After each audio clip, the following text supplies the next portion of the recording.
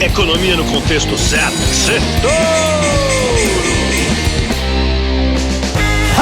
Boa noite, Brasil, ouvintes da Jovem Pan.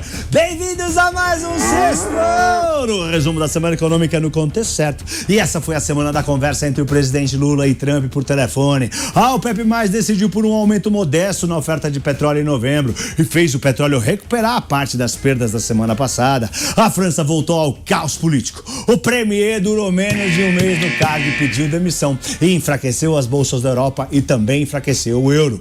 O iene desvalorizou com a eleição da nova líder do partido do governo lá no Japão, a dama de ferro do Japão, que vai ser a primeira mulher a comandar o país. Os ativos considerados portos seguros voltaram a bater recordes. Ouro e Bitcoin dispararam.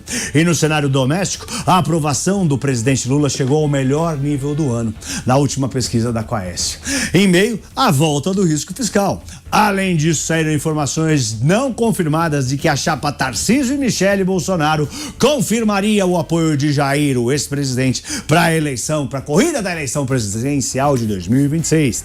Vamos pro sexto de hoje. A conta do tarifaço chegou. As exportações brasileiras para os Estados Unidos despencaram.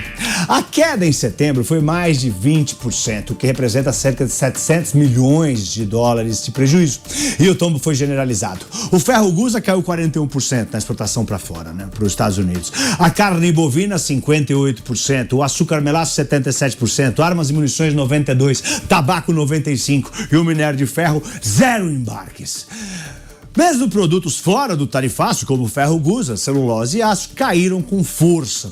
O motivo é uma combinação explosiva. Tarifaço dos Estados Unidos com taxas de 50%, desaceleração da economia americana e queda da demanda global no geral. Segundo o diretor de comércio exterior, Erlon Brandão, abre aspas, a tendência é de nova queda nos próximos meses, fecha aspas. O tombo seria maior sem as compras firmes da China e da Argentina, que acabaram segurando um pouco a queda das nossas exportações no geral. É para os Estados Unidos que as exportações despencaram. Para o resto do mundo, teve até lugares que aumentou. Segundo ponto, governo solta bilhões de reais para habitação. 2 medidas populistas anunciadas há um ano das eleições acenderam um alerta vermelho no mercado financeiro. O medo é claro. Mais crédito pode significar mais inflação e adiar de vez o início do tão esperado corte de juros aqui no Brasil.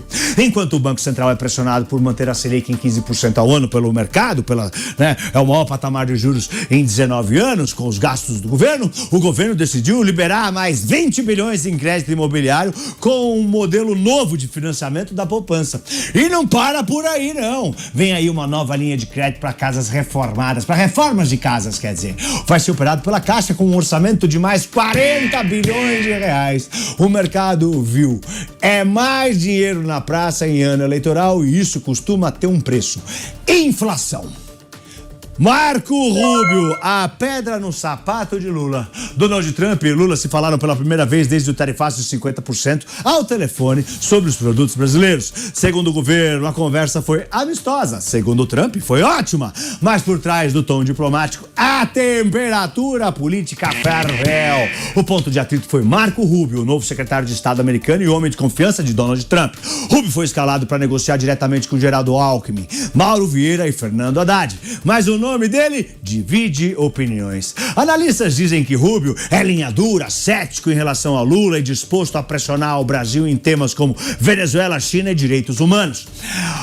O brasilianista Brian Winter resumiu, abre aspas, escolher Rubio é um caminho mais difícil para o Brasil, fecha aspas. Mas quem é Marco Rubio? É filho de cubanos, nascido em Miami, senador republicano linha dura, anti-China, anti-chavista e pró-Israel, capitalista convicto, não gosta de socialistas, muito menos de comunistas. Ele defende que a paz pela força é necessária e já ameaçou várias vezes o Brasil, diversas vezes, inclusive chamando o julgamento de Bolsonaro de caça às bruxas. O recado que ficou no ar é o seguinte, o diálogo entre Trump e Lula começou, mas um intermediário pode incendiar essa relação.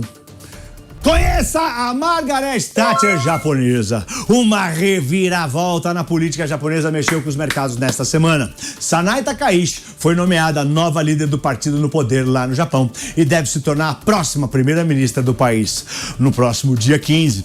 A primeira mulher a ocupar o cargo em toda a história do Japão. Takaichi é uma das integrantes mais conservadoras do partido que está no poder. Seguindo a ex-primeira-ministra britânica Margaret Thatcher, ela mesma se apresenta como a dama de ferro do Japão, com um discurso nacionalista, defende valores familiares, valores conservadores e tem uma postura firme nas relações internacionais, especialmente com a China. Seu mantra? Crescimento em vez de pureza fiscal.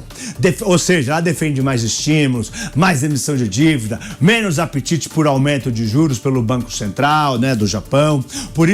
Foi por isso, né, que o iene japonês desvalorizou tanto essa semana, fazendo o dólar subir.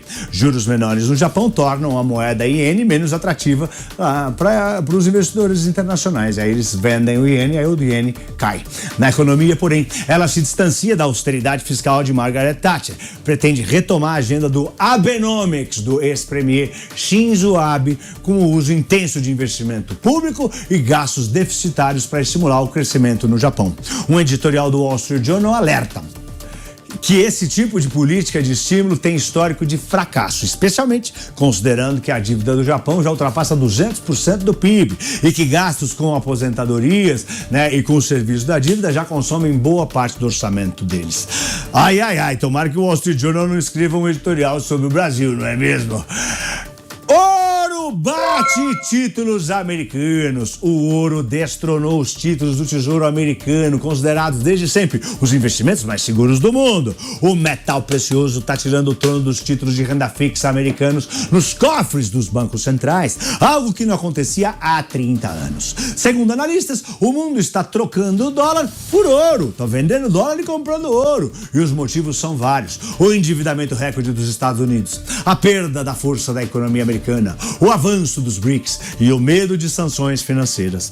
A China lidera essa corrida, comprando ouro em massa, incentivando outros países a fazerem o mesmo. Só em agosto, o Banco Central chinês comprou ouro pelo 10º mês consecutivo. Já foram 74 milhões de onças até agora.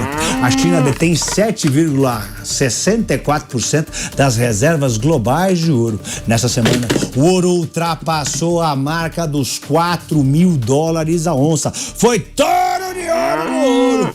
E tem analista que vê o ouro chegando a $5.000 até o fim do ano que vem.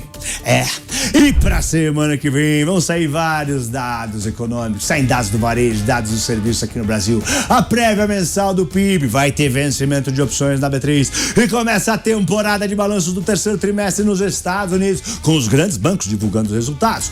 É isso aí. Eu sou o Pablo, boa noite e um lindo fim de semana em família. Ai, Torinho!